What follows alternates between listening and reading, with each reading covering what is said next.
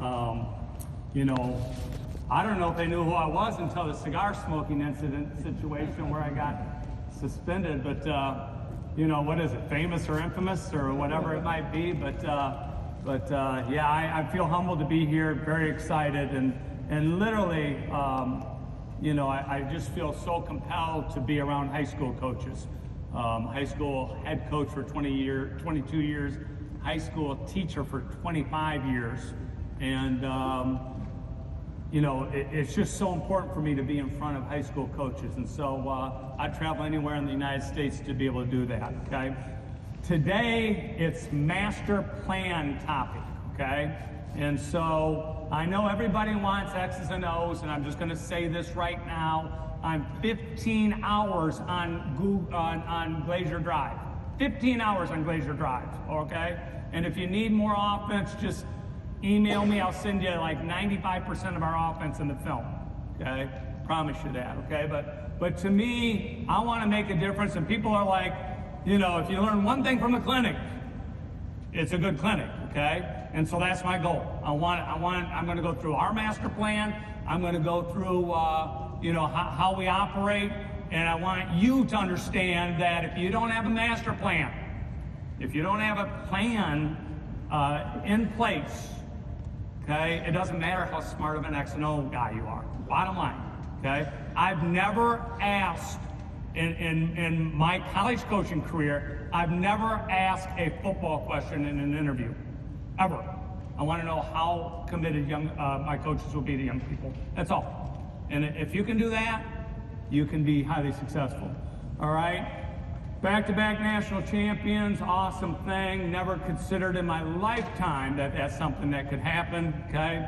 And, you know, great players, just great players, great culture, great circumstance.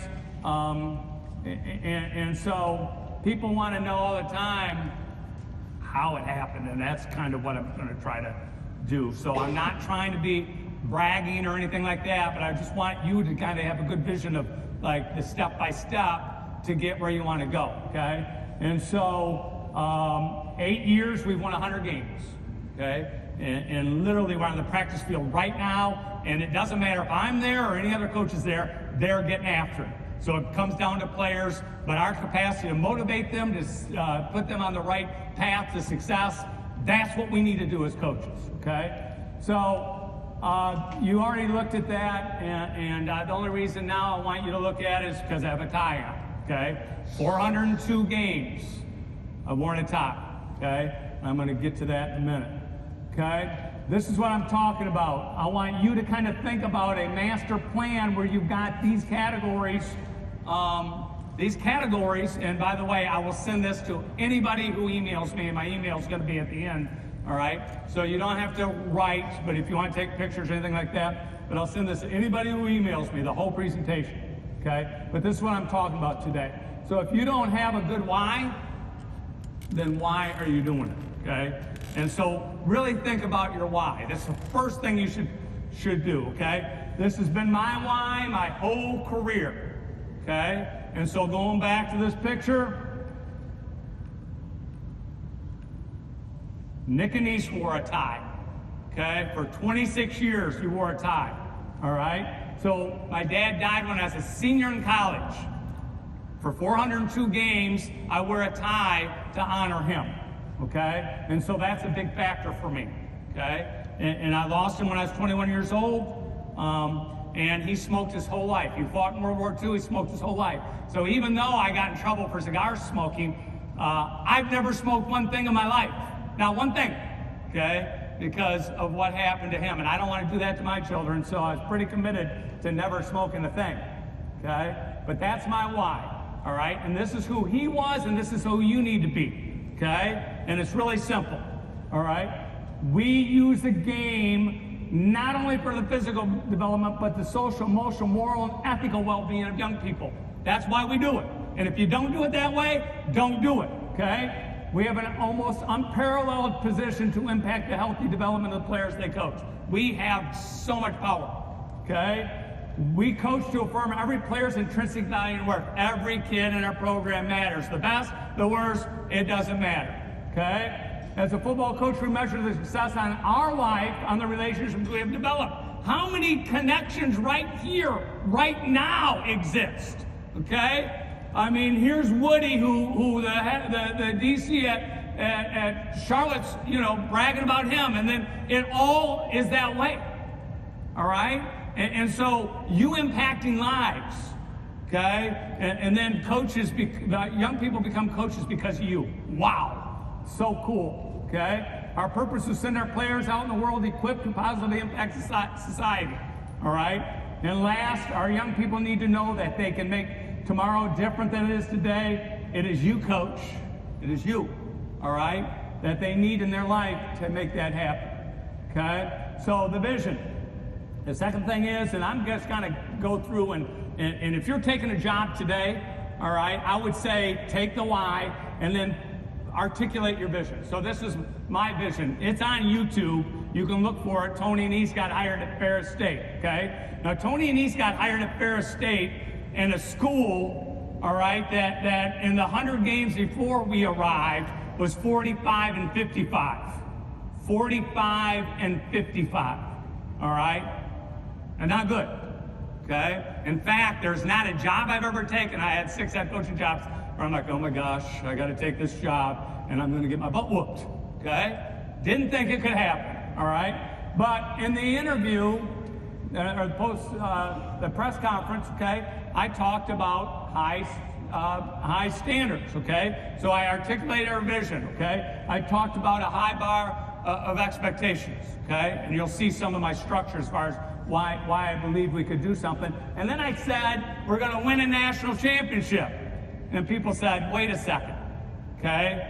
You haven't beaten Grand Valley since 1999. We hadn't beaten Grand Valley since 1999. I took the job on December 22nd, 2011. Was you the last one to beat Grand Valley? What year was that? 99? 99, because I was there in 2000 when Hodge got beat deep. And so, how do you get it done, right? You know, and everybody in West Michigan, where we're from, Grand Valley and Ferris State are like, 45 miles apart. How are you going to beat Grand Valley? How are you going to beat Grand Valley? I'm not worried about Grand Valley. I want to be the best Ferris State can be. I'm not focusing on anybody else, okay? And that was the formula for us to be successful, okay?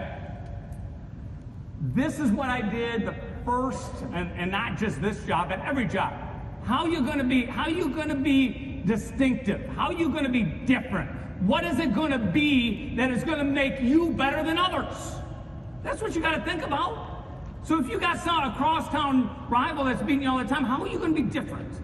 How are you going to take that job and make a difference?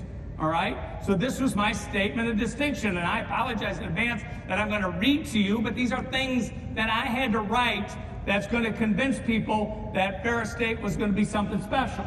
All right?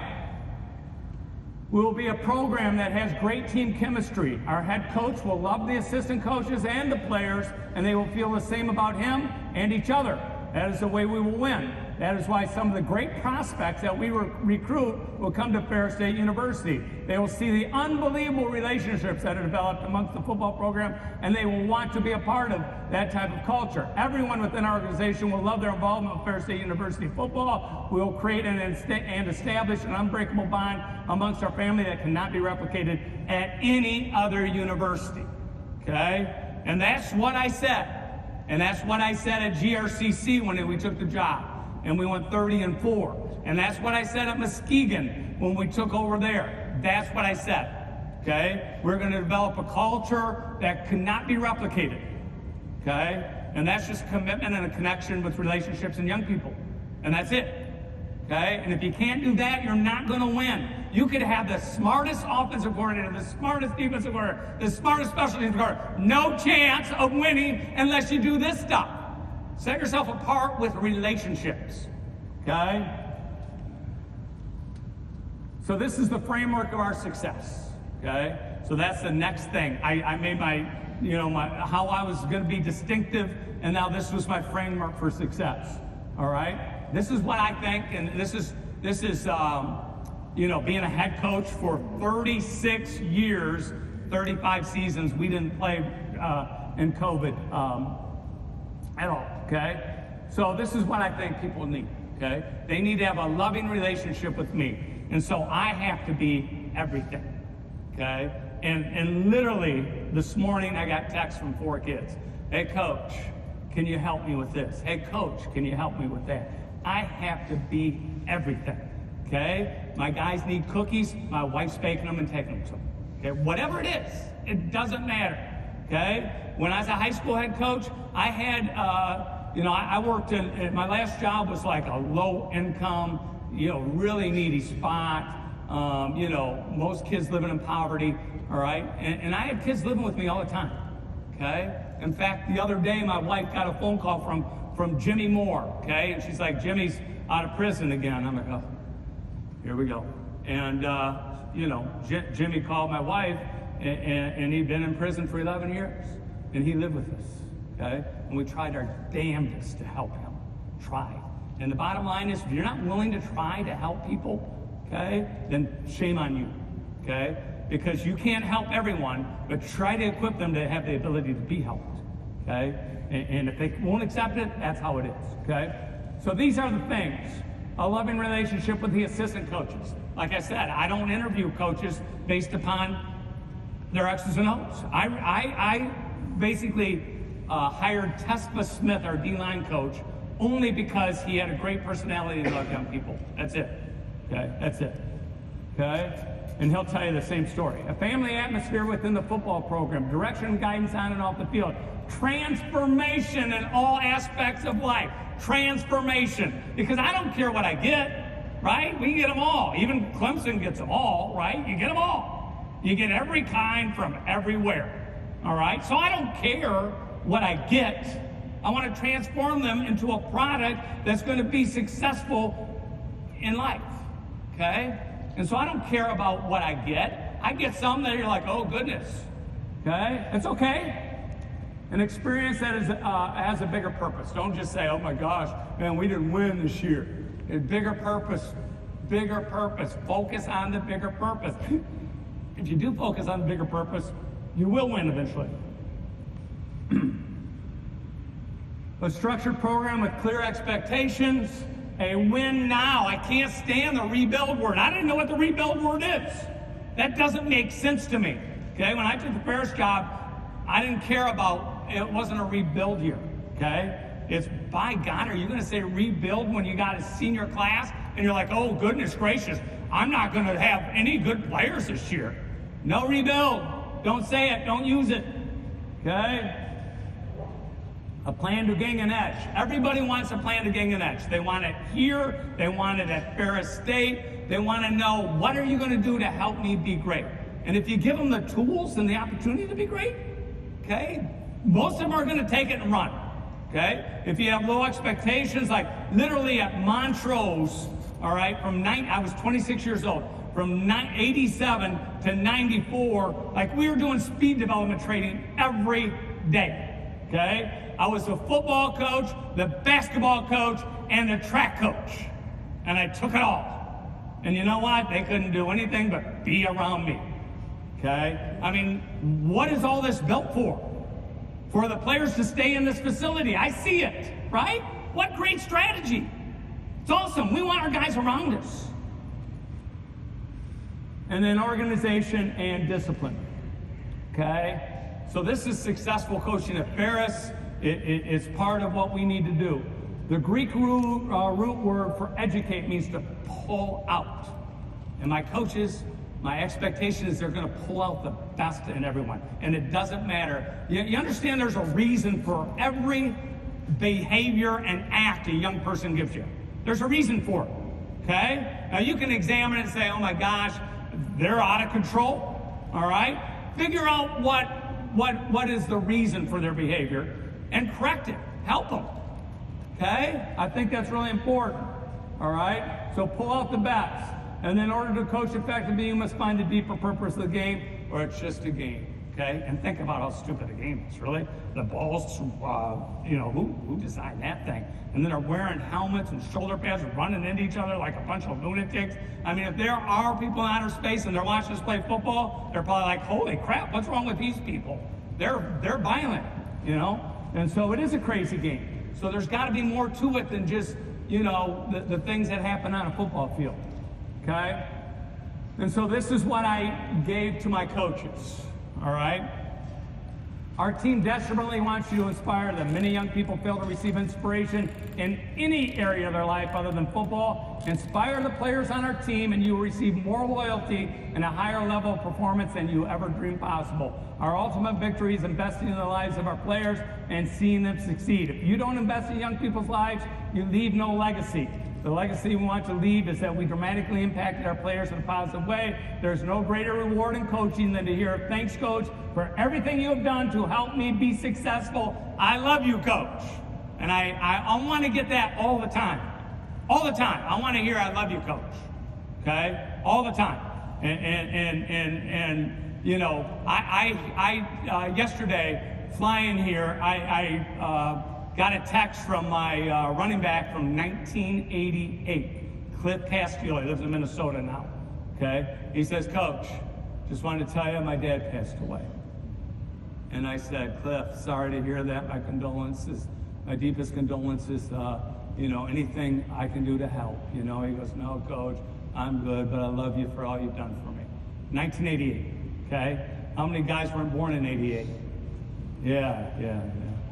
All right, so inspiration. Leadership is inspiration, all right? So if you're not excited about what you're doing, don't do it. There's a lot of things you can do that doesn't require inspiration, okay? But if you are doing this job, be inspired, okay? Because this is what it gives people. It gives people hope, reminds people that tough times pass, makes people smile, puts failure in its proper context, builds relationships, celebrates even the smallest of victories, and reminds people they are significant.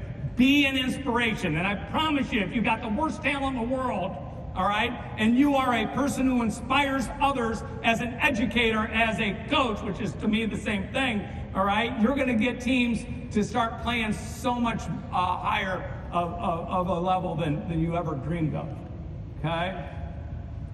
And this is, to me, really important, because when Nick Annese coached, all right, everybody was a soldier, okay? Nick Annese said it. That's my dad, by the way. Nick Annese said it.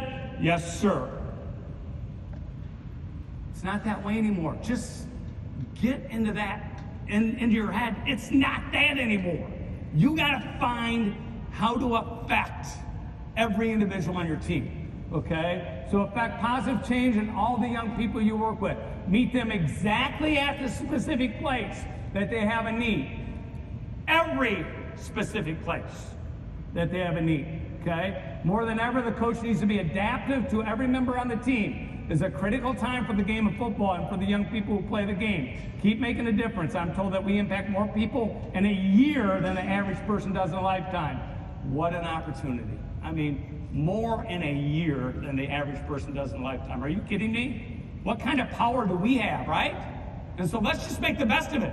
Let's just be energetic and positive. And I'll be honest with you, I'm not saying this because he's sitting back there, but you got a great model here, right? It's energy, it's effort, it's love, it's passion, it's all those things. And you can be that. Anybody can be that. Just bring it out of yourself.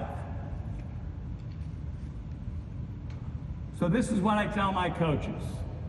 Figure out what motivates them, figure out what they value, figure out, what personality traits they possess. I do an assessment on them in regards to personality assessment, so I know what makes them tick, okay? Find out what makes them tick. You can get 1 million personality assessments online, by the way. So, how many guys are head coaches? Raise your hand. Okay? How many guys then are assistants? Raise your hand. So a lot more assistants than head coaches, right? Just the nature of the way it is. So head coaches, I'm lecturing you. Coach or coaches. Assistants, I'm lecturing you. Do things to help the head coach. Okay? So we have covenants, okay? And that's the definition of covenant. A binding promise of far-reaching importance in the relations between individuals and or groups. Binding. Binding. Far-reaching. Very important. Okay? And this is our covenants to our team. Okay? Now, listen to me. I'm not like the author of all this stuff. Okay? I steal. Like all of you should be stealing some of this. Okay?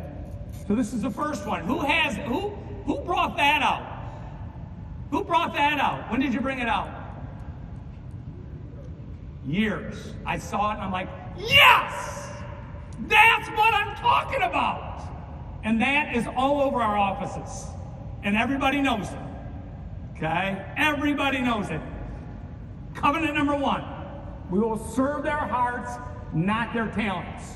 You know how often people are like giving preferential treatment to the talented guy and he doesn't even really have to be the right kind of dude. And these twos are suffering, playing scout team and busting their butt and doing everything they can do to help the team be successful.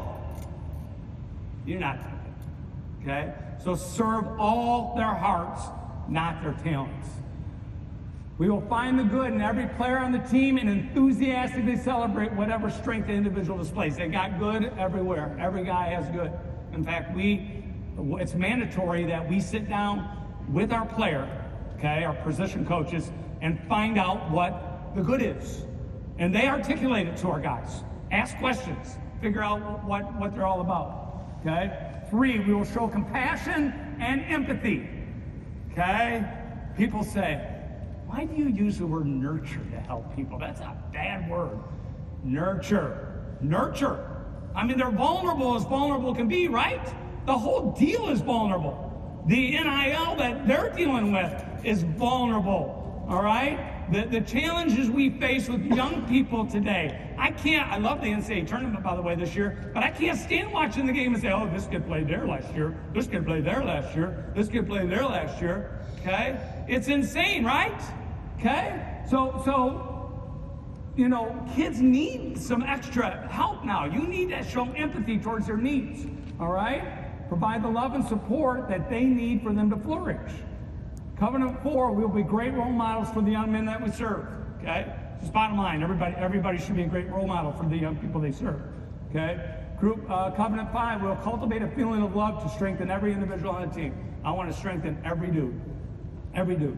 I meet with my coaches and I ask, what about this guy? What about this guy? What about this guy? What about this guy? I want to know what they're feeling about everything, okay? Covenant 6, we will love the members of our position group. I want my position coaches to just have a group of like family members, okay? So you're the O-line coach, you got 20 dudes, you got 20 guys, man. That's your dad, they're your sons.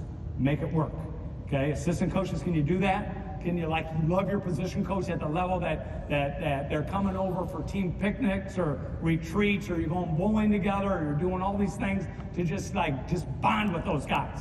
Now on the field, I can be pretty tough, but off the field, I'm soft, okay? I'm soft. I'll do anything to help any of these kids, okay? We will be committed to help each player be successful in all aspects of their lives. That's the bigger purpose, okay? You need to focus on, I can't have a kid that says, oh, coach, I got this big project. I'm going to be an engineer. And I'm like, I don't really care about your engineering. I need you to be a good football player, okay? I got guys, no lie, that miss practice a couple days a week for maybe a half an hour to 45 minutes because they're going to be in a nursing program, okay? And we can't avoid it. They got to go do some things, okay? It's the way life is. Have fun. Have fun. Okay? Like literally, I know everybody everybody talks about a business. I tell my team, I'm coaching a game. I'm coaching a game. I get to be around young people and coach. How many people are over in 62 here? Okay? Like 6 of you. All right? I'm 62. And my gosh, I'm like, man, I'm 62. I'm like 25, no lie. Like literally I'm 25 years old. Like I can't get in my head I'm old. I just want to be like one of the guys. So we have fun at practice. When I brought them up to spring ball, there's 3 things I always say. Okay, spring ball. 1, healthy. Okay, we played for a national championship game, won it December 17th. In 21, we played 14 games, 22, 15 games, 21, 14 games. We didn't have 20, 19, 16 games. Okay, we had 1 million games, right? So I don't want to like worry about spring ball like to the point of it being like stressful. I want to, 1, stay healthy. 2, have so much fun. So much fun, all right? And then 3, obviously grow as a team, all right? But to me, people don't get this dynamic, and so I'm just going to talk about it, because you see a kid, I remember teaching, I taught sociology, U.S. history, government psychology, all right? I'd get in a classroom, and these kids would be like, and I'm like, man, let's get uplifted, you know? Stand up, bounce around, smile, be happy, okay? But the more young people are happy, positive, and energetic, the more they have a great work ethic, they're productive and high achieving. And then when they're great work ethic, productive, and high achieving, they're happy, positive, and energy, and it bounces back and forth. If they're unhappy, negative, and unenergetic, they have a horrible work ethic, unproductive, and low achieving. Bottom line. Bottom line. So figure it out. Okay? Put some smiles on some people's faces, and maybe you got some hope to make them productive. Okay?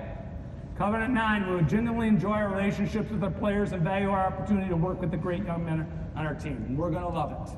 We're going to love it. Love it. Every bit of it we love. Okay?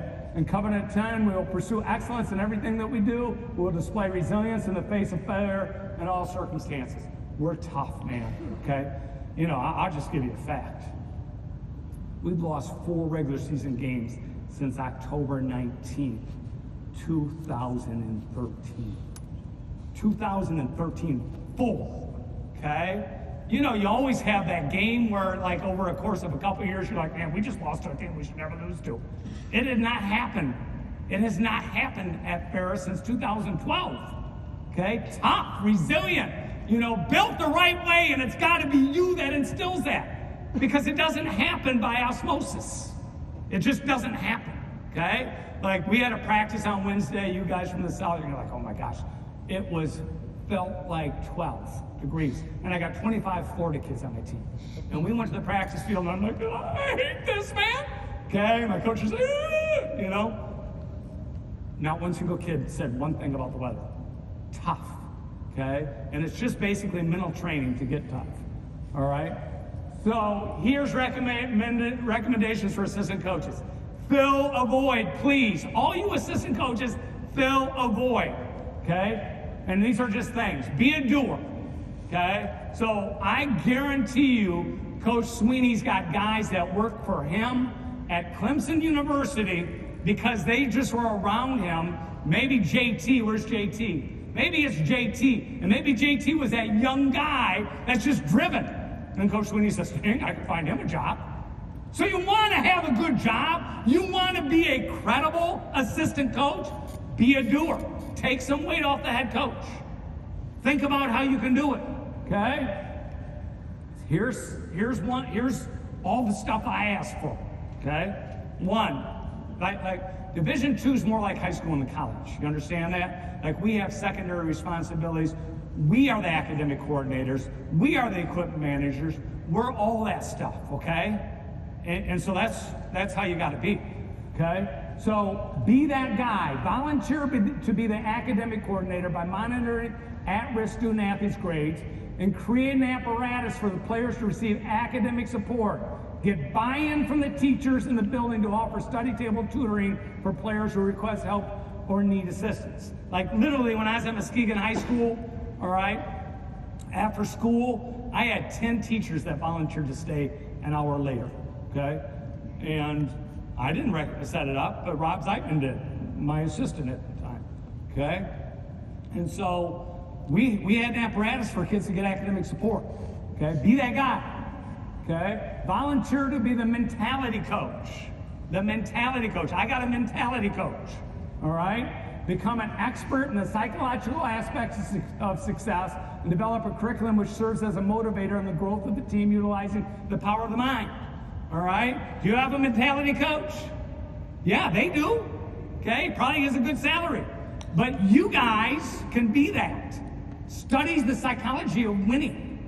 Focus on the things, read books, and then be that guy that says, okay, I'm gonna give a presentation, all right? And it doesn't matter. My mentality coach, has copied, Jim Tressel in the Winner's Manual. You guys read that, okay? He's copied those kind of things, all right? Whatever book you can get, be the mentality coach.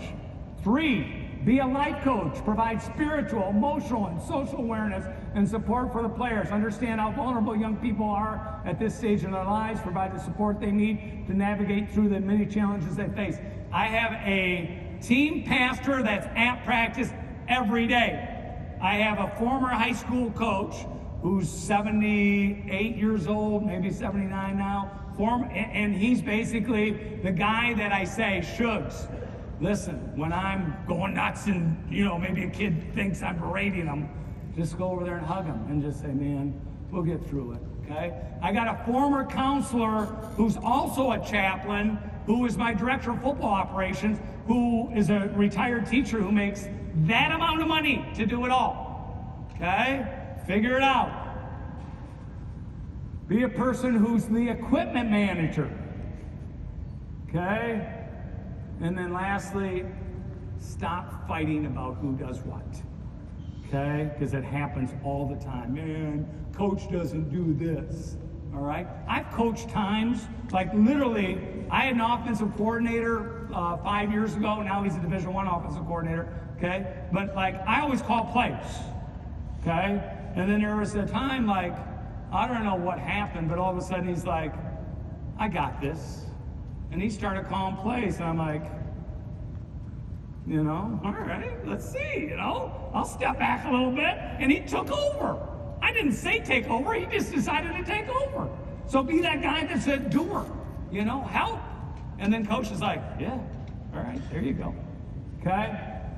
This is my blueprint. I don't care what your blueprint is, okay? I don't care. Have a blueprint. You guys are high school coaches. Your school has what's called a mission statement. You have core values. Does your football program? So I've had this same blueprint since 2000, okay? Mission statement, core values, motto. Simple to do. So I said, we'll direct and serve so that our players will be productive members of society and will understand that true success is measured by one's ability to serve humanity. That's it. That's our mission statement.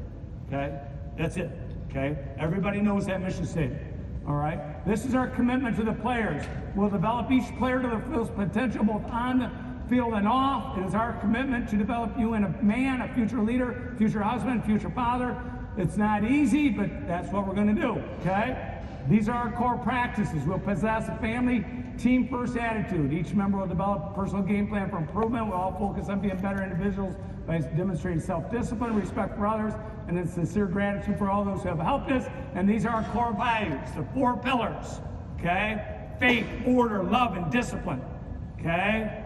And so our motto is in the fold. Faith, order, love, and discipline.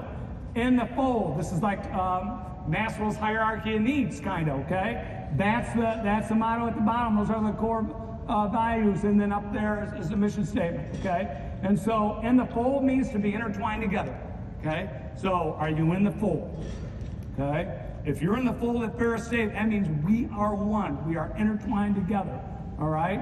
And we're vigorously pursuing our goals together, all right? And then faith is a persuasion of the mind that greatness will occur. Strong and unshakable belief that something good is going to happen, okay? So when I took the job at Ferris, guess what I had to sell? Facilities? Worse in the league. Budget? Worse in the league, okay? Scholarship money? Worse in the league, okay? Being fully funded for scholarships, and D2 is 36 scholarships. We had 22, okay? Worst in the league, worst job in the league. What did I have to sell? Me. That's it. Me and my structure. That's it. That's all I had to sell, okay? And so I worked my tail off to sell these kind of things, all right? And give the simple faith that's so important for them to be great. Faith, okay? Faith blocks doubt and fear from getting to us. Faith empowers us to achieve the best that is in us. Faith, okay? Order for me, it was Lou Holtz has said it, but it's the 3 do's, all right? Do what is right, do your best, do for others. Simple things, okay? That's order, okay? Love is basically the catalyst of our greatness. The catalyst of our greatness is love, and I'll talk about that at the very end, okay? All right, and then discipline, all I say about discipline is everyone suffers pain, either the pain of discipline or the pain of regret.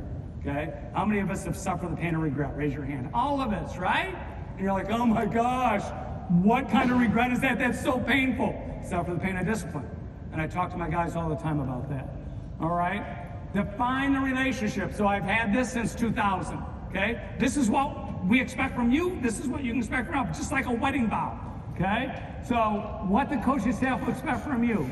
And you can read those to get an education, give your total effort, give unselfish love to your teammates and respect them, be honest, humble, prompt, courteous, grateful, be passionate about life and football, and to internalize our mission, which we just talked about, okay? And then this is what they can expect from us: to love and respect you, to believe in you as a football player, that we will be the hardest working staff in the nation, to pursue excellence, to motivate you, that all decisions will be predicated on what's best for the team, to teach you, to be a good role model, to place tremendous emphasis on your education, to help you mature and grow as a man. So that's that. Now, brings me to leadership. How many guys have great leaders on your team? Okay? It's a rarity, right? You know why? Leaders don't know what leadership is until you teach them. All right? So I have a curriculum for leadership. Okay? And it's really simple stuff, but I don't have captains. Okay? I don't care about what a captain is. I care about what a leader is, okay? So literally, I want position leaders, and then the coin toss for captains. You 4 guys go out there and just know what the rules are for the coin toss. That's it, okay?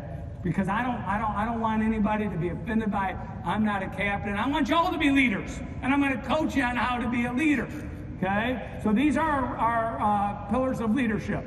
All right, compassion, character, commitment, competence, and courage. And then at the base of it and at the top of it is just very different qualities of each of those, okay? And so love, tolerance, caring, listening, understanding, empathy is compassion, okay? And then what I want them to do is grade themselves on those particular topics, like it's a letter grade A, B, C, and D. 4 is an A, 3 is a B, etc., okay? And so everybody's grading themselves.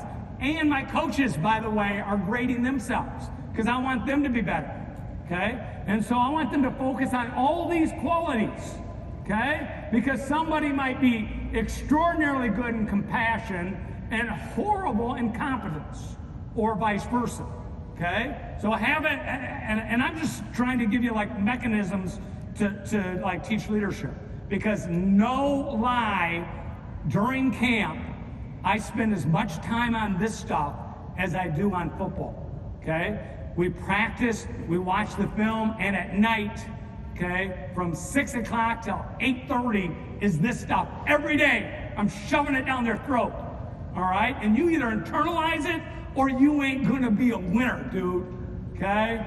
And so that's how it goes. And then, these are ours from last year, okay? We define it, and then we make this list of things. So I'm saying, okay, sympathetic, pitying concern for the sufferings or misfortune of others. Tell me specifically how it relates to us. And this is what they write, okay? And so this is really good stuff, right?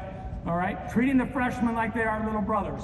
You know how many people, and I don't know, you know, with hazing, it's not as much anymore, but you know how many people run freshmen off because they mistreat them? And I'm like, my gosh, I just spent months recruiting this kid, or a year recruiting this kid, and you're gonna disrespect this kid? They're your little brothers, just like I've got a, oldest son and a youngest son. And my youngest son's probably 7 years behind my oldest son. I can't always do the math on that stuff, all right? But he better treat him like a little brother, okay? You better be respectful of him, okay? And so these are all the things our players wrote.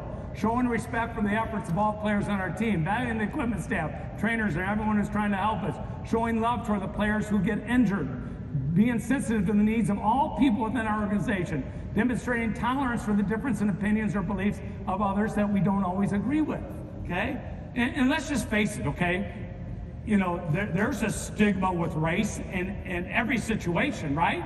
You know, like, to me, I've got a bunch of redneck offensive linemen, and then some dudes from Florida that's looking at the redneck offensive linemen going, what the heck? And it's just the nature of team, and they all become, it's the greatest miracle on earth, that they become one. All right, so this is one thing that I have my team do every year. Dear football. Write a letter to football. So this is one. This is why I love you. I'm a white guy who grew up in a mainly white area. I have spent 5 years around black men because of playing college football. What happened over that time was the poison lies, stereotypes that I was led to believe about the black community as a kid was wiped away. During my college football career, I've been around good-hearted, integrity-filled, hardworking, kind, funny, intelligent, motivated, loyal, friendly black people. Without football, I don't think I have those lies wiped away. Now, if we all had football, the lies would be wiped away. But unfortunately, there's people out there that don't have football. And they've screwed it up so bad because it's not that they're intolerant, they are uneducated. They're not exposed. It's underexposure to different people. Okay? And it's sad. All right? Character. These are all things that we need to do that basically the mental and moral qualities distinctive to an individual. We must put the team first before any individual desires. Team first, okay? Respect the officials, even if we disagree with their call. Never demonstrate self-defeating behavior, which might cost our team victory. Show love and respect for our coaches and teammates. Respect every opponent.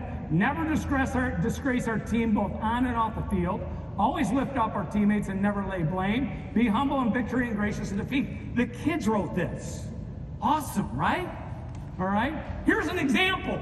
2021, I had the National Player of the Year lacrosse player being my quarterback, superstar, plays for the Falcons now, okay? And he got hurt. So Malik Mitchell comes in the game against Northwood and throws for 508 yards. School record. Next game, Jared, the starter, is back. This is the box score. Very next game. Okay? Bernhardt was 12 for 16. Cy Barnett on a gimmick play was 1 for 1. Malik Mitchell didn't play a down. 508 yards. One game, and next game, dude, the starter's back. The happiest guy on the team that we won that next game. Never showed one bit of dissatisfaction. That's what greatness is, okay? That's what you need. And you got to coach young people on how to deal with those situations, all right? Because you know what I say to them? I'm like, listen, if we win, regardless of how much you play, either be happy or act happy. Because I don't want to see bad body language. And if we lose, all right, either be sad or act sad. Because I don't want to see anybody smile, okay? And it's just simple stuff, okay? Commitment. We must be the hardest working team in the nation. Our guys literally believe we're the hardest working team in the nation. No lie. We might be, okay? Our practice habits will be great every day. I'll give you an example of weight room. The efforts we put in the weight room will be the best of any team in the country, all right? We don't have a indoor, so on pro days we go to Michigan, Central Michigan, different places. A few years ago, Justin Zimmer, who's in the NFL now, he went to Michigan. Michigan had an offensive lineman hammer out 27 reps at 225, right? And Zimmer gets under the bar. Last guy to go, Zimmer, alphabetical, knocks out 44 right in Michigan's weight room. 44 at 225. Whoa, Ferris State, okay? And so our guys believe it. They believe it, all right? We will be patient and wait our turn, and when we get it, we will show out. That's important. We will be patient and wait our turn, and we get it, we will show out. Our standard of excellence will never be undermined. We will represent the Ferris State football program in a positive way always, and we'll be on time for all classes and meetings, okay? And there's a dude that showed up, okay? Zach Sealer, 6'5", 229 pounds from Pinckney, Michigan. That's him, all right? And this guy, I think, played here, right? Pretty good. Best friends, by the way, which is ironic. But Sealer, against the Bills, he was a scoop and score right there against the Bills. He scooped and scored for the Dolphins in the playoff game. And Christian was trying to steal the ball from him, okay? And it's funny kind of interchange, okay? Zach Sealer, first year, Ferris State, 0 playing time. Second year, Ferris State, 0 playing time. Third year, Ferris State, 8th game, and the end of the game. 2 years and 8 games. He didn't play. And now he's one of the best interior D linemen in the NFL. Look it up, okay? Portal? Quit now, right? Like, oh, get the portal, man. No. Get your chance. When you have your chance, show out, okay? And then competence. And this is all about football, all right? We will have great knowledge of our offense, defense, our capacity to execute under pressure will be elite, all right? I say this about executing under pressure. We played in 2 national championship games. We beat Valdosta 58-17. It was 41 to, like, we had 41 at halftime, okay? We beat Mines 41-14, and everybody's like, why are your kids so good? Well, we're good when it's tough times. Like, we're in a national championship game, man. We got freaking ESPN there, okay? We're good, all right? I said, man, if we get to play in the Super Bowl, maybe we win that too, all right? Our guys are just lifting their game all the time, okay? Never be mentally hijacked. Oh, I got to get this one. We will be great in good weather, bad weather, home, away, healthy or injured. We've won 40 straight road games. 40 straight road games. You know how many people say, oh my gosh, it's so hard to win on the road? What? It's a football game. I don't care about them and them. I don't care about this. It's the same size, all right? It's back to the old Hoosier thing. We don't care. Sell them on that. And there's no trap games. Somebody says, oh, is this a trap game? Well, if you say it's a trap game, by God, it's a trap game. So don't say it, don't think it, don't mention it. No trap game, there's no such thing. Okay? That's a mental barrier. A trap game's a mental barrier. No trap game. Okay? Our player development will be the best in the nation. I got one strength coach. Okay? And actually, he's got 18 sports. And you know how many times I say, Coach T's the best strength coach in the nation? I mean, our guys believe it. They think he's the best ever. Okay? And then the next man up mentality will be championed by everyone on our team. All right? So this is what we deal with. All right? This is what we deal with. And so in this game here, that's a lot of snow. We scored 54. Okay? In this game here, it was 41-7, and we had 0 turnovers. That's a lot of snow. This is coming out like, whoa, yeah, we're going to play in a snowstorm. Nobody feels that, okay? And let me just tell you quick, so you know, Florida, Cleveland, Florida, Detroit, okay? But nobody's ready for that, right? But we're tough, all right? And then courage. The bigger the game, the better we are. We sell it, okay? We are a blue collar with a huge chip on our shoulders, and we say it all the time. Like literally, I have a chip I give them, okay? This is our chip, man. You know, we won the national championship in 2021. What, we going to be complacent? All right, here's our chip. Carry your chip around. Every time you touch it, think, oh, I got a chip on my shoulder, okay? All right, 2022, but we still got a chip, all right? Got to do it again. And so that's just the way we roll. We got a chip, we touch the chip. There's all kinds of rules on how we got to deal with the chip and how we like basically invest that chip and all kinds of things, okay? We will practice in great weather, hot, frigid, rain, sleet, snow. Today it's rain and downpour. They're out there right now just suffering their butt off. Quarterbacks can't even hold a ball. We don't have towels out at the practice field. We don't have managers. We don't have a place to cover our stadium. It's a crap show, okay? And we're just still grinding, okay? And then there's nothing that can stop us, nothing. So here's a guy that nothing can stop him, all right? He plays for the Texans. He was the defensive player of the week, all right, this past year, Defensive Player of the Week, all right, in the AFC, okay, and he's from nothing, okay. Went to recruit him, he had nothing, couldn't speak, can't be stopped. He walked down at Ferris, he came into the cafeteria, he came to school there because nobody wanted him. He walked in the cafeteria in September and he said, "Coach, my name's Javier Thomas, I'd like to play football." I'm like, "Son, I mean, you just don't walk up to me and you know, you don't get that." And he's like, "Please, I mean, I tried so hard, nobody recruited me, and I just came here in hopes that I could play." I said, "I tell you what, you want to?" I said, come the next day, I'll time you and see what kind of athlete you are." "Yeah, he's pretty good." "All right, you go play scout team. Week 8 starting force." Okay? So nothing can stop him. Nothing. All right. These are how leaders fail, and your guys gotta know. Okay? And you gotta have a grading system for how they fail. You say one thing and you do another. No. You fall apart when tough times come. When you don't get yours, you're a pain in the butt, okay? You don't lead by example. You say one thing and do another. You don't live up to the team standards. I don't make rules. My team makes standards, and they're much more strict than my rules would be. And they make 15 standards, and then those are pretty cool standards for them to live by. Every year they do it. Your success is more important than team success. No. You're not 100% committed. You have a poor work ethic. Your leadership isn't authentic. You talk negatively about the coaching staff or teammates. You don't take pride in academic success. You're not committed to the off-season obligations. You're not on time. Loser, loser, loser, loser, loser.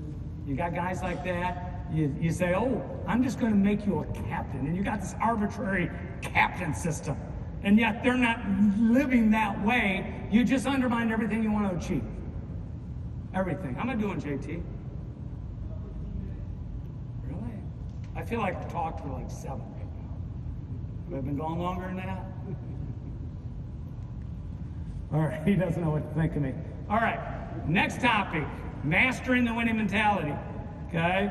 And I've talked a lot about this, but one national champ, 170 D2 teams, one national champ, one, okay? One. So it's tough, right? It's tough, all right? Focus on the process, which will allow us to achieve our goals as a team. Keep your eye on the target, let that drive your habits. Habits, motives, and actions. Habits, motives, and actions, okay? All right, so you guys all have the same goals right now, right? Who's the, in your conference, Mac, what's your goal? To win the conference, right? All right, what's Clarkston's? Same, yeah. You know, West Bloomfield's? Same. Everybody's got the same goals right now. It's the same thing. So how are you going to separate yourselves? How are you going to like be the team that achieves it? Okay? How do you gain an edge? Okay? These are the goals that we have, and so does everybody in our league. Okay? They want to win the GLIAC championship. They want to win every game. They want to make the playoffs. They want to win the national championship. We've done all of those things, minus we didn't win a GLIAC championship this year. Okay? Grand Valley won the regular season, the GLIAC championship. We won the national championship. I guess I'd take that trade. But the standard can't be winning on a scoreboard. I never want to be a scoreboard watcher. You know, like if we're playing and we're ahead 40-0 and we're not playing good, I'm like, you're scoreboard watchers. I don't care about that scoreboard, okay? I want to see productivity in everything you do. In everything you do, okay? And so I want you to basically, the standard is always your full potential. Can you reach your full potential, okay? And that, people very rarely reach your full potential, right? So, but you always want to have that carrot. That's the goal, all right? So, to truly be your best, you got to win the day, and they got to know this. You're the architect of your plan, okay? I had a running back this year from Oak Ridge High School in Orlando, Florida, hardest working human being I've ever seen in my life, and that's in 35 years of being a head coach, okay? Hardest working human being I've ever seen in my life. I could never stop. And so he was the architect of his own plan, okay? all right? But these are ways that you can get better. Develop a daily strategy for pursuing your very best. That's just goal setting day to day, okay? Be around people who are gonna bring the best in you, and if they're not gonna bring the best into you, don't be around them, okay? And develop habits which will lead you to being great. Habits, all right? And this is a document on habits, okay? And I have every guy on my team do this, okay? Think about your habits. Are they bringing you closer to the life you want, or are they pushing you away from it? If they are not serving you in a positive way, be open to changing them and taking action to make new, healthier habits. An easy way to start the process is by making a list of habits you want to end, habits you want to start, habits you want to keep. All right? Positive daily habits and routines create consistent momentum toward developing a high-performance mindset. Most of the guys at Clemson, the reason they're here is why? They got that habit, right? They're great, and they've been great their whole lives, and they know how to be great. That's why they're at an elite program. Okay? So I have them fill this out, all right, and submit it. Habits I want to end, habits I want to start, habits I want to continue. Okay? And then I want them to have a growth mindset. Okay? So a growth mindset is basically opportunity to grow physically, emotionally, mentally, spiritually, all right? Get stronger, all right? Be stronger at the end than you are at the beginning. We grow every game. Like this year, literally, we won the national championship in 2021 with six six-year seniors because of COVID. Six six-year seasons, or six six-year seniors on the offensive line alone. Okay? And then in 2022, we had 15 guys who played in the 2021 national championship team. 15 guys on offense alone that were done. And we still came back and won it, okay? So figure out how to be stronger at the end. Focus on transformation. And our model for success is recruit. So 1 is recruit for us, 2 is nurture for us, 3 is retain for us, 4 is grow for us, 5 is excel, okay? And that's important, okay? And then use the game. Use the game as the gifts, right? I mean, it's a game that teaches you so many life lessons, all right? So use it. All these qualities you learn from the game of football. They learn them from you, they learn them from me, they learn them from Coach Sweeney, they learn them playing the game. So use it. Use it, okay? And then, this is really important. Who do you think that is celebrating national championship? Anybody want to take a guess? Huh? You got it, because you were there. Valdosta State. We lost in the national championship in 18, 49-47. And so I made this slide right then. I took the pictures of them. They're crying because they're happy. National championships. We're standing over on the side. National champs, all right?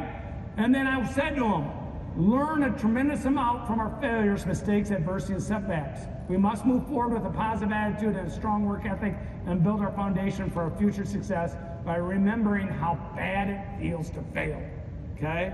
And so I said this the other day, yesterday with you, Joe. I said, I can name all 62 of my losses, and I can name them off like that, okay? All right, in 35 years, 62 losses, I can name them all. Okay? So we all suffer more from the losses, all right? And the losses feel so much worse than the wins feel good. And that's the way we're built, right? That's the way we're built. But you got to get teams that failing can't be like destructive, all right? You got to build off of it, all right? Whew. The reason for our success. People ask me all the time, how have you done it, okay? So to me, I'm going back to the catalyst of our love. Catalyst of our greatness is love, okay? What does love bring to a young person, all right? If we love the individuals on the team and cultivate love amongst its members, it gives our players power. It's literally power, okay? If you've seen a couple that are together and they're together married 60 years, okay? They've got power, okay? that love they have are so connected. I've seen people literally who've been married 60 years, and all of a sudden the wife dies, and 4 days later the husband who wasn't even sick dies, okay? Because love is like magical. And anybody can make fun of like Clemson when they don't win a national championship, if that's the expectation. Oh, they're talking about love, okay? All right, well, so do I, and I've talked about it for a long time. Love is power. Give your players power and with love, and they got great hope. Love does so many things, but at the same, most basic level, love makes one feel uplifted, happy, and positive. It also changes the inner chemistry on our bodies and gives us literally a surge of positivity and energy. Love, okay? Critically important, okay? When love is the foundation of our culture, it brings joy, resilience, gratitude, hope, okay? So it's everything does, everything, okay? And it doesn't matter, like if a kid, things aren't going well for him, and I give him love, I can turn it around.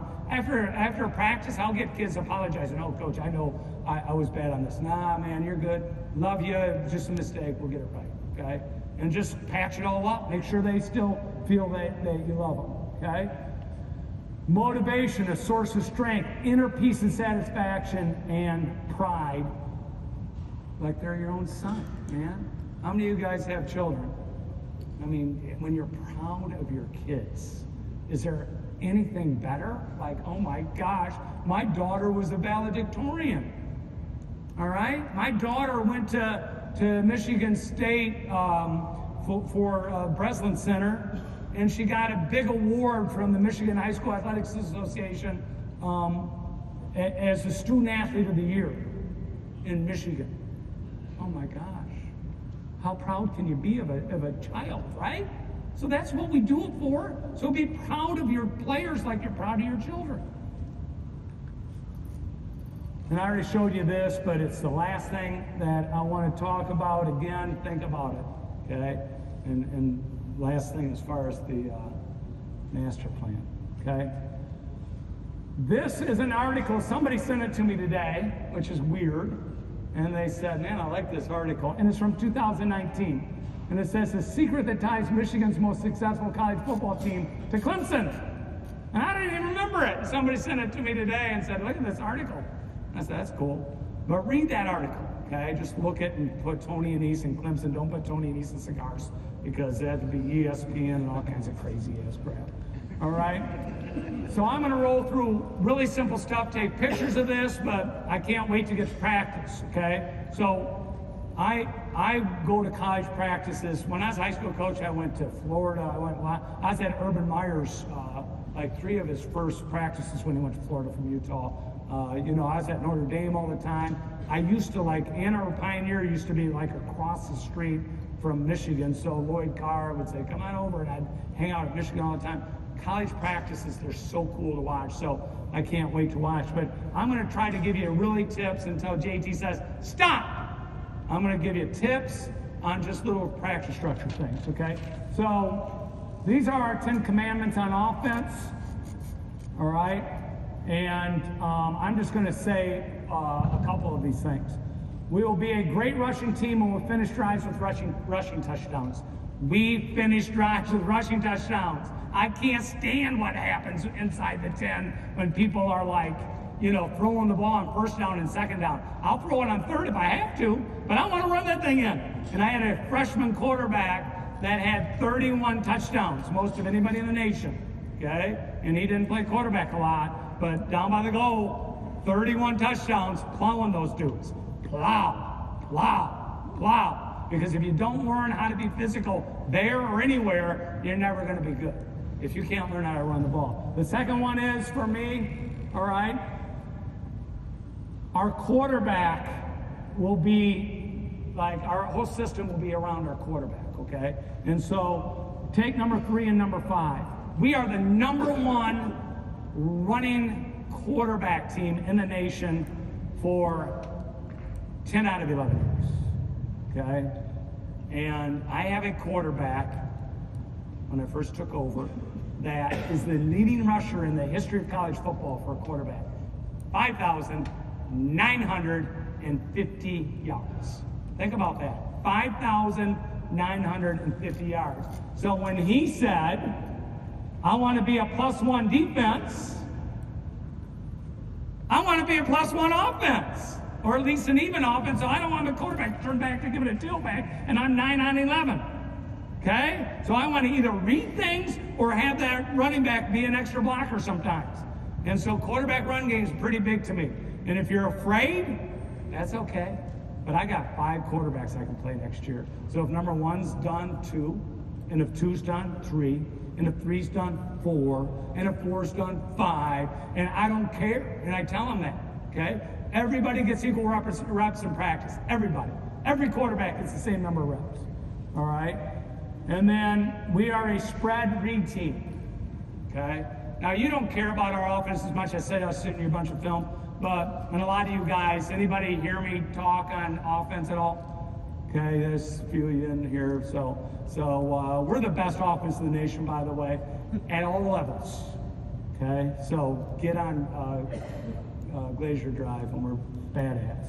Okay? On defense. And the only reason I'm going to give you this is because make your 10 commandments, okay? Make them, all right? And identify who you are. So you guys can take pictures of this. I'm not going to read the defensive guys because we beat the heck out of them all day. All right?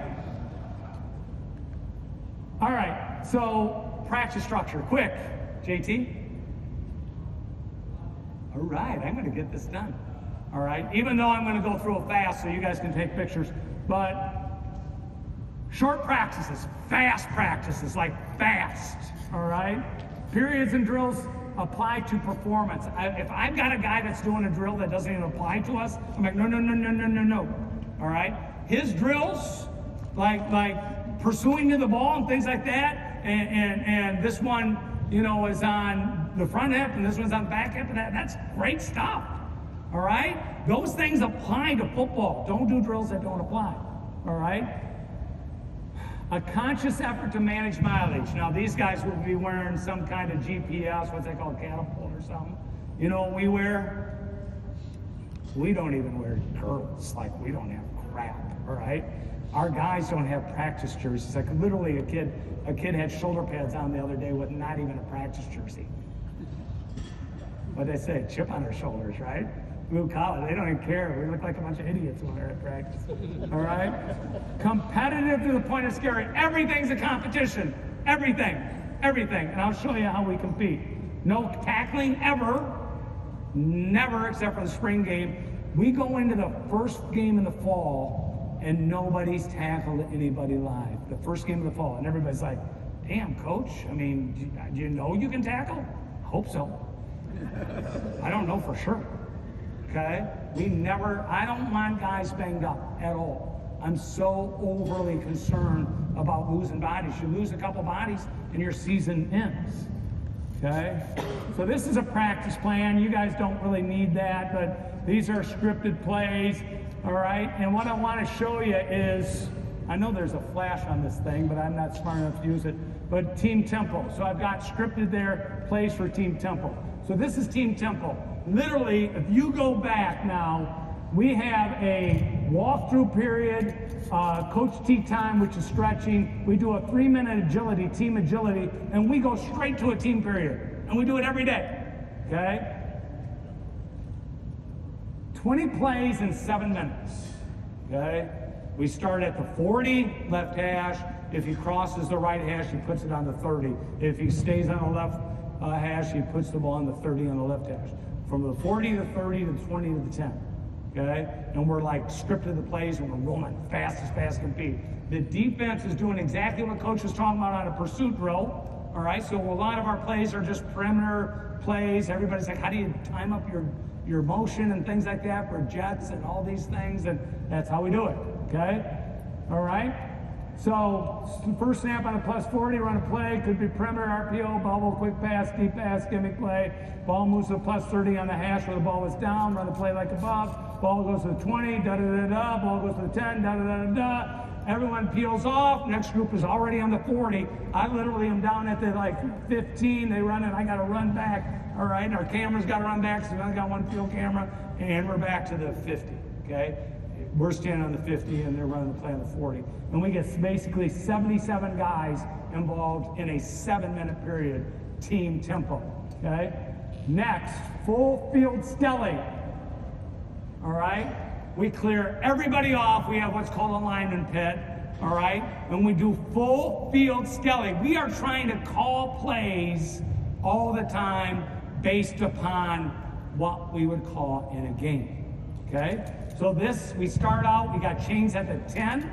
Okay. All right. And we actually got the stick at the 10 and the chains are at the 20 and 30 because we go first and 20. Okay. And so we got basically 3 downs to get the minus 30. All right. If the offense gets the point, they got past the minus 30. If they don't, the defense gets a point. All right. If we get a touchdown, we get 2 points. If they get a pick, they get 2 points. You want to talk about competitive. So then we do it at the minus 10, minus 30, same thing, 3 plays to the 50. Then the 50, 3 plays to the 30, the plus 30. All right. Then 3 plays to the 10. 2 plays from the 10 in. If we score, we get a point. All right. 2-point conversion play. Turn around and go. Clear on that? Okay. Always situational. 3rd and 2, 2nd and 2. And 2nd and 2, we're taking a shot. 3rd and 2, we got to get a first down. Okay. And so it's very competitive. Nobody wants to lose. I used to punish a losing team, and then I'm like, I don't have to punish them. They're so distraught if they lose. All right? So that's how that works. That is, you got to have chains, and it's just full field skelly. So we don't really have to worry about red zone skelly. We just ran a 2-point conversion play, all right? And we had the ball in the 10 for 2 plays. It's huge, okay? It's huge. Now this is blurry. Sorry, but it was a picture. Most of it was retyped. But this was my favorite. So we don't just practice. We have different periods all the time. Like today we're starting at 1st and 15 and we're doing it 3 times, and then we're going to 2nd and 8 and we're doing that 3 times, and then 3rd and 3 and we're doing that 3 times. Then we're going back to 1st and 15. Okay? So everything's always a situation, okay? And so this is a 3rd down scrimmage. All right? Now, if it's against scout, offense got to win 8-4. And literally, we're playing tap. So, like, I'm the judge, like I'm the referee. So there's times I cheat for the offense, yes. All right, the defense gets so mad, but like we're just running whiz, okay? All right. So this is 3rd and 10, 3rd and 9, 3rd and 8, 3rd and 7, 3rd and 6, 3rd and 5. Got to do 3rd and 4 twice, 3rd and 3 twice, 3rd and 2, 3rd and 1. It's a 3rd down scrimmage, and it's awesome. If you can win on 3rd down, you can win. Okay? These are other periods. Red zone pass, 3rd and 10, 3rd and 10, field goal. 3rd and 5, 3rd and 5, field goal. Cover 0, run all cover 0 beaters. We got a group of those. 2-minute offense. This one is basically got some different things in it. We start with a kickoff. We put the ball in the minus 25. It's 3rd and 12. 3rd and 12 is a big down for a defense, man. You can't give up 3rd and 12. All right? It's 3rd and 12. It doesn't matter if we get it or not. We punt from there. Put the ball in the 50. 3rd and 8. Okay, try to get a first down. It doesn't matter if we get it. We punt from there versus safe receive. Put the ball in the plus 25, 3rd and 4. Kick a field goal. Once we kick the field goal, we start again with the kickoff. There? Okay. Then we play overtime. First time I played overtime in high school at Muskegon High School, which we won 3 state championships, kids were like, "What's going on?" They didn't know what the overtime rule was. Okay. Now, correct me if I'm wrong, but Texas is the only team that uses the college overtime rule, right? The rest of you guys put the ball in the 10? Yeah, so you guys put the ball in the 10. Practice it. Like, literally, it's a big issue. And call plays, have your offensive coordinator know what they're doing, because all of a sudden, it's nervous time, right? It's overtime. 10-yard line, overtime.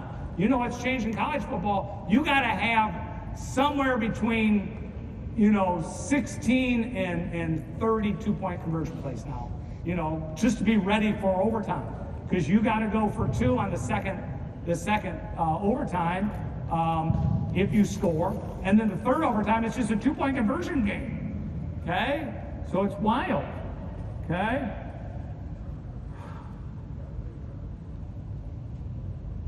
Take a picture of that. I'm out of gas. That lunch, man, that killed me. All right, so these are just different ones. But here's one right here. 7 seconds to go, ball on the plus 4 yard line, and you need a TV. Okay? Now, somebody's got a ring that was in virtually the same situation, right? Okay? It was Clemson versus Alabama. I think they had the ball on the maybe the 4 yard line, maybe the 6 yard line, the 9 seconds to go. Okay? Alabama basically ran a bracket to the boundary. Corner was horrible. Called interference. They went down to the 2, and then Alabama, Saban probably said, "Screw that, man. We can't bracket this stuff. We can't play 7 guy zone in the end zone." So they played man to man. Boom, touchdown, Clemson. Because 3-point game. If there's ever a down, Alabama should have said, "Man, I mean, let's just. If it's an incomplete pass, then they got to kick a field goal to go to overtime, right?" But Clemson won the game. Boom, JT. Look at this.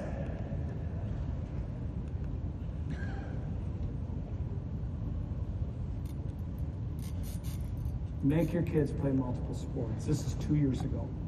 Okay? The 8 guys left in the NFC, AFC played 24 sports. Multiple sports.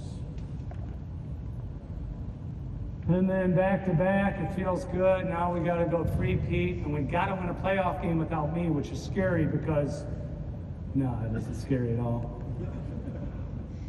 Send me, this is my email, it's TonyAnnese@ferris.edu. I'll send you the whole presentation, and I hope I meant something to you today.